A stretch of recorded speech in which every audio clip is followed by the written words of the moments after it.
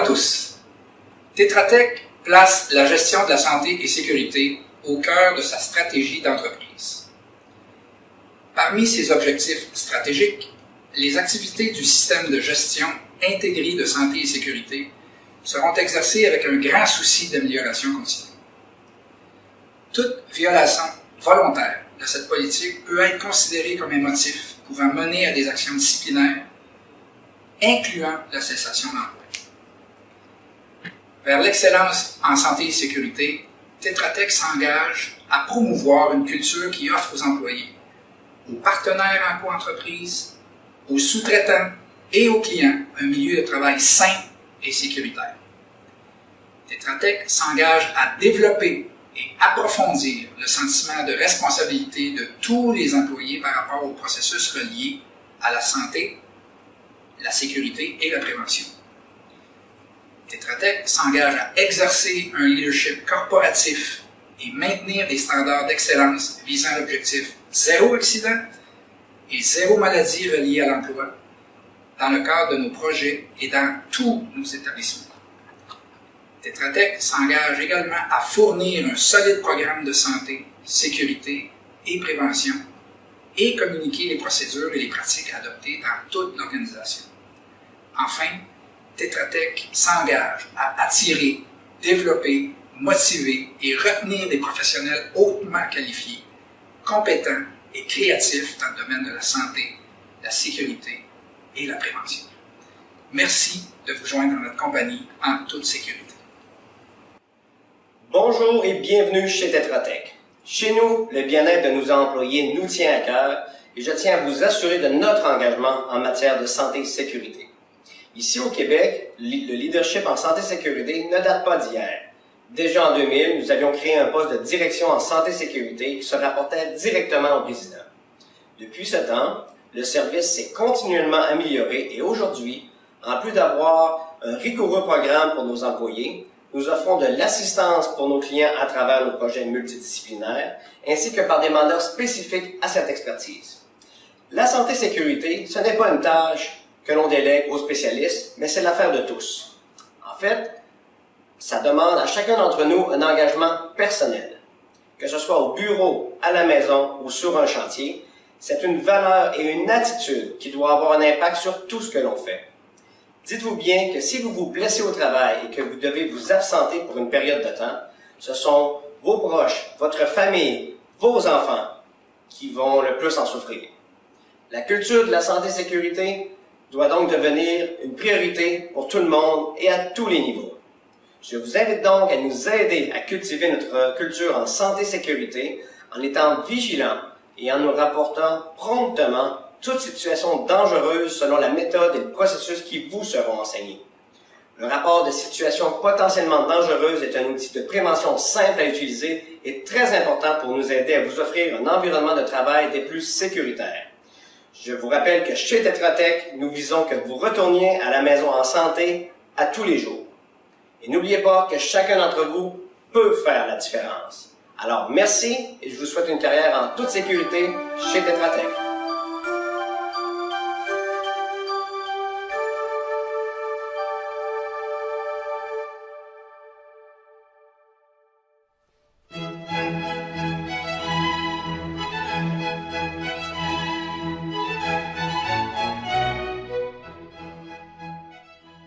Bonjour et bienvenue en tant qu'employé chez Tetra Tech.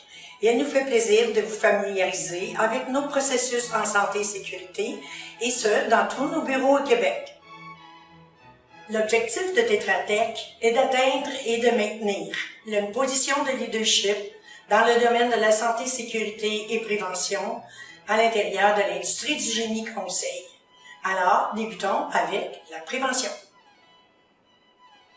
Nous invitons notre personnel à débuter chacune des réunions chez Tetra Tech par une capsule de prévention en santé-sécurité. Nous vous demandons de signaler tout événement qui pourrait mettre à risque la santé ou la sécurité, que ce soit la vôtre ou celle de quelqu'un d'autre, un collègue, un visiteur ou un fournisseur.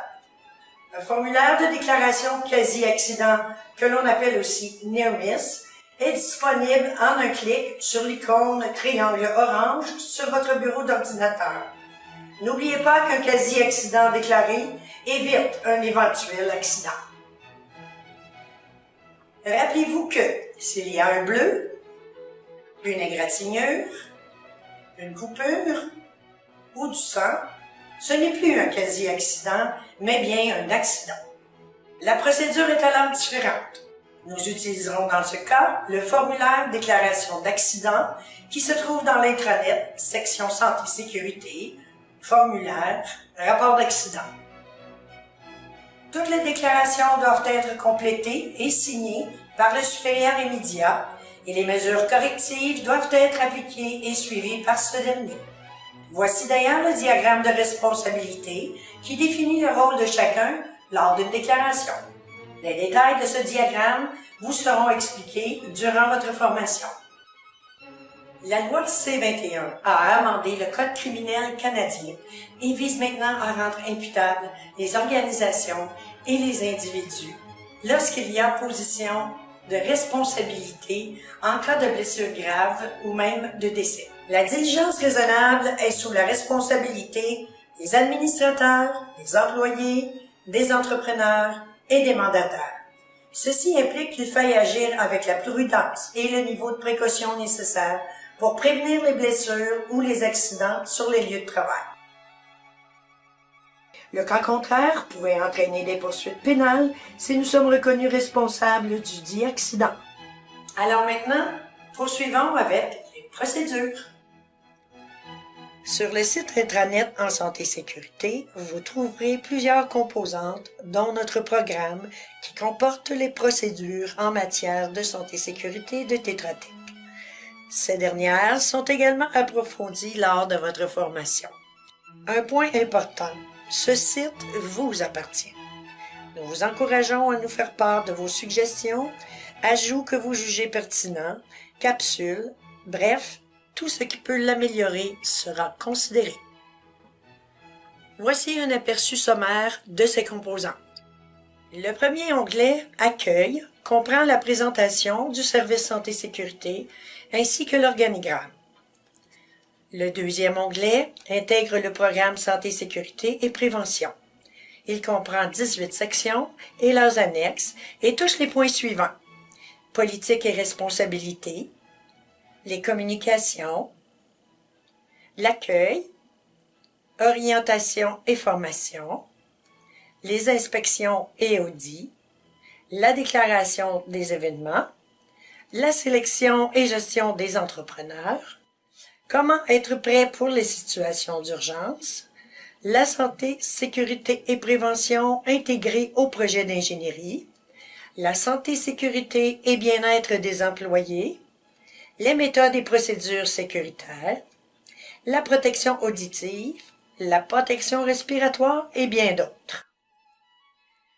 Le troisième onglet, intitulé « Documentation », comprend notre politique santé-sécurité au travail, des guides externes touchant différents sujets et les priorités santé-sécurité. Le quatrième onglet présente les liens utiles concernant les équipements de protection, la liste des secouristes pour tous nos bureaux et les statistiques que vous pouvez utiliser pour vos présentations ou offres de services. La section formulaire contient les formulaires de déclaration quasi-accident et accident. La section suivante touche les communications internes telles que les capsules santé-sécurité diffusées par nos différents bureaux, les minutes santé-sécurité et les capsules des ressources humaines. Nous allons maintenant toucher au volet secouristes et évacuation. Dans chacun de nos bureaux, nous avons des secouristes certifiés qui sont identifiés et qui sont prêts à intervenir en tout temps. De plus, des trousses de premiers soins et des extincteurs sont localisés, identifiés et disposés aux endroits appropriés selon les bureaux. Une liste de tous nos secouristes est disponible dans le site intranet sous l'index « Liste des secouristes ». Vous y trouverez facilement le secouriste certifié selon la ville où vous êtes situé. Il est à noter que cette liste est la seule certifiée par la compagnie. Si vous entendez l'alarme de votre édifice, gardez votre calme, laissez tout sur place et évacuez. Notre personnel désigné vous dirigera vers les sorties d'urgence et par la suite au point de rassemblement.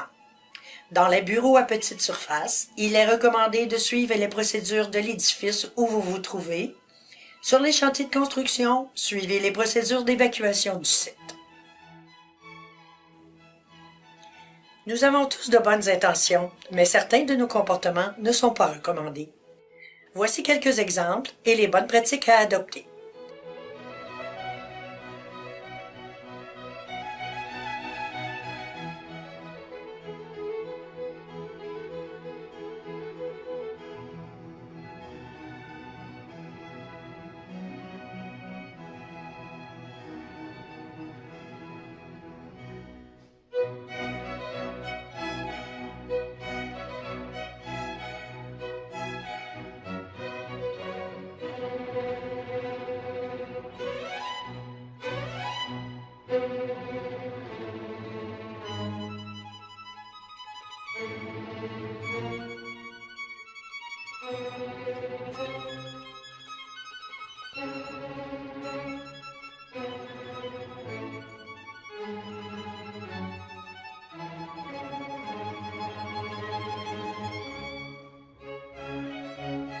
Pour aider un collègue, il peut être tentant de lui donner un médicament pour le soulager de ses maux. Par contre, notez qu'il est formellement interdit, dans nos bureaux ou sur un chantier, de donner quelques médicaments que ce soit qui n'est pas prescrit par un médecin.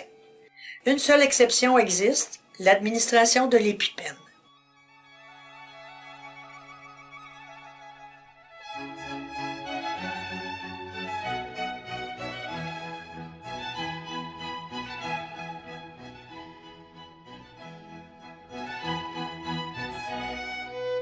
En terminant, nous vous rappelons que nos procédures s'appliquent à tous nos bureaux du Québec, ainsi qu'à nos employés travaillant sur des chantiers, dans les usines ou encore dans les bureaux de nos clients. Il va sans dire que lorsque vos services sont requis sur un chantier ou chez un client, vous devez bien sûr respecter les règles de sécurité de ce dernier. Merci de votre attention et surtout, n'oubliez pas que chez Tetra Tech, nous ne cherchons rien de moins que l'excellence en santé et sécurité.